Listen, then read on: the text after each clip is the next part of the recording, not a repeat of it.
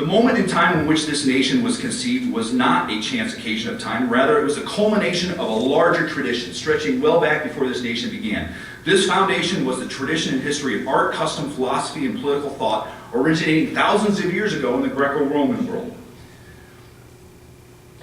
It came from the Greeks to the Romans. Then Christ was born, and that whole Judeo-Christian tradition got mixed in what we call Western civilization. And then England led the way in moving forward. And from England, from London, it found its way to North America. The United States is a product of this great development. The idea of separating powers of government had its beginning in Aristotle's Politics, and the concept of balancing power among different public offices developed under the Romans, something the founders knew from reading Polybius's histories, especially from reading Stoic thinkers like Roman statesman Cicero. They knew of classical concepts of nature and natural law. They also learned from the Greeks and Romans to fear conspiracies against liberty, and of the enduring importance of virtue and honor, which the ancients taught us are the end of political life.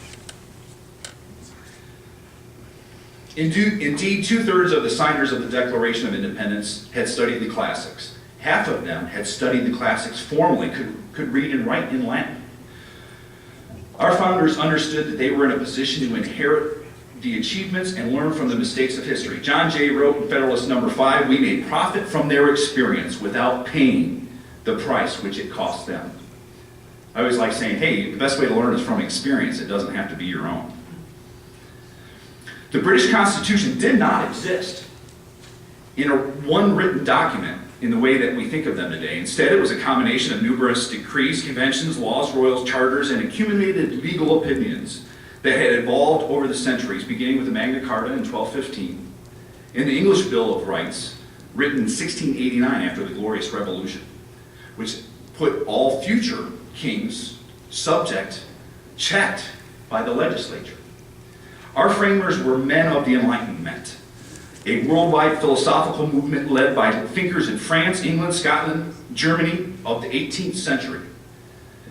Enlightened by reason, which called for great innovations in ideas, politics, and culture of Western society. A healthy skepticism abounded, as well as a broad humanitarianism. The Enlightenment that was powerfully expressed in the founding of America the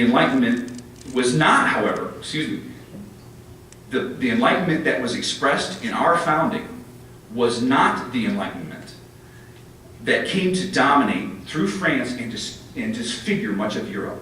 The Enlightenment of France was a more extreme version, which was driven by the view that pure scientific reasoning would radically change every institution of human society.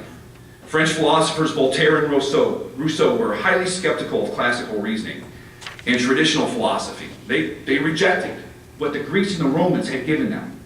They rejected it.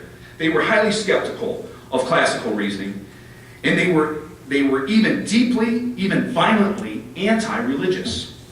They aspired to free humanity from the prejudice, custom, and authority they associated with the irrational ideas of the past. They advocated the overthrow of every vestige of existing social and political order. They were revolutionary in all things. This is the French Enlightenment here. They sought to tear down everything.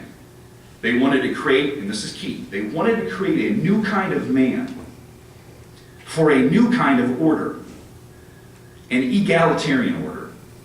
Once the revolutionaries in France took control, they repressed their perceived enemies, held tens of thousands of public executions, and eventually devoured their own during the official reign of terror. Today's American conservatives and classical liberals share with the founders of our nation a devout respect for English statesman Edmund Burke, who saw the French Revolution as the natural consequences of losing all sense of wrong and right. If the French Enlightenment was a philosophy which destroyed much of Europe in its desire to create a new kind of man, the American founders were exactly the opposite. Exactly the opposite.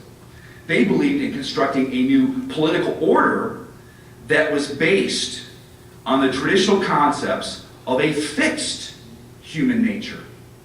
They said human nature doesn't change, so we need to build a system that shores up, aligns with, and reconciles with true human nature, as opposed to trying to change man through some new kind of political order. Social historian Gertrude Himmelfarb writes that the skeptical Enlightenment a la France had virtually no influence on America in its formative years. But what's key here, and the speech that I really wanted to give you today, is how in that French Revolution, the belief in that scientific positivism is what spawned Marxism, with the Rousseauian idea, stretching all the way back to William of Ockham, is what gave us Marxism. Marxism came out of this. In Marxism, the idea of centralized control is the key behind the progressivist movement, isn't it? That's what we're up against.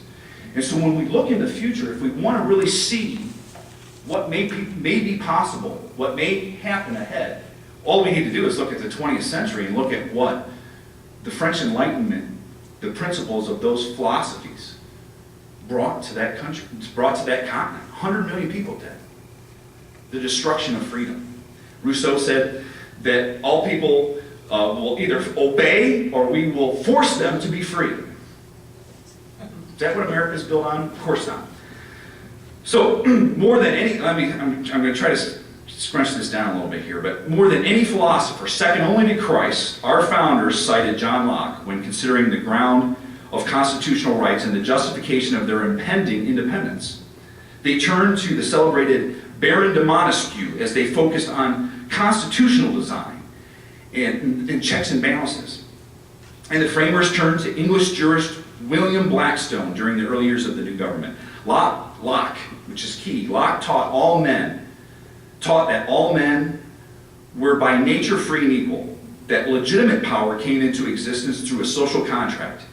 And John Locke taught that power required consent, and that government should be constitutionally limited to protecting only the fundamental rights of life, liberty, and property. Sounds like our founding philosophies, right? However, the most overlooked influence on the founders was perhaps their own practical experience, because, as Edmund Burke put it, the British had given America a salutary neglect. In other words, they basically left them alone. What ended up happening is our founders were able to manage their colonies basically on their own. And so it was through their own experience. So you got to keep in mind that in England, the representatives in Parliament were not really associated with the people they represented. Whereas here in America, because of that salutary neglect, our representatives were connected to the people they were serving. A huge, huge difference. And what, after the Brits won the French and Indian War, the Brits were out of money. So they began levying taxes on the colonies. And we all know what happens when you try to tax Tea Partiers without proper representation. And after all, the American Revolution began as a tax revolt, a preemptive war.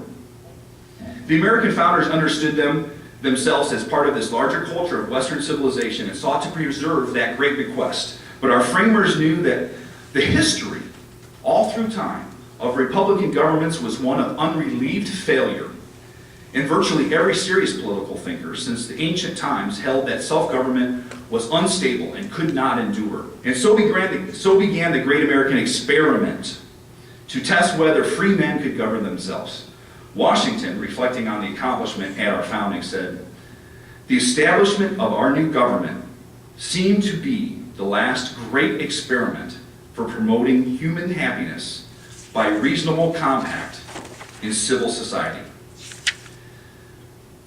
It is not a test that, once taken and passed, however, is over and done with. America remains a proposition.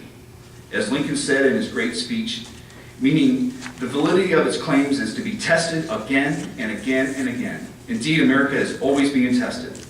And it seems that today, America is beginning to fail that test. Lincoln, in praising Jefferson, the author of the Declaration, said, "He introduced into a merely revolutionary document an abstract truth applicable to all men at all times. And so to embalm it there, that today and in all coming days, it shall be a rebuke and a stumbling block to the very harbingers of reappearing tyranny and oppression. Thank you for your time.